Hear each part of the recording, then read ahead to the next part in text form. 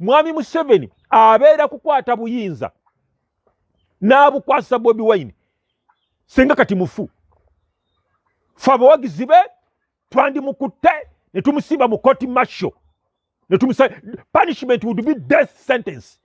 Death. Odiro ti obukulembeze n'obukwasa Bobi Wine. Bobi Wine naye muntu.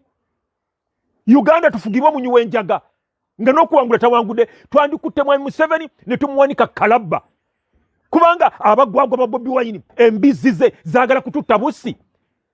Nze ono bayita ku faamu yange nga banneewerera bali ku biroole bali ku mmotoka zaabwe batambuza bigere bagamba Bobi Wine bw'akwata obukulembeze tugenda kutta enteezo tugenda kuzirya.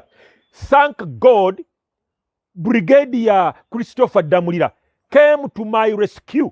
Ye yanyamba nampa abakuumi bali bagenda kunzita nga bagambye bagenda kukuma ekyoto batekewo omulambo gwange ku kyoto bakalirire ente zange omuchomo nga balya nte zange ng'omulambo gwange guli awo bwe bagusekerera bwe bagumookinga. Abo buli muntu atawagira mwami Museveni yali wakufa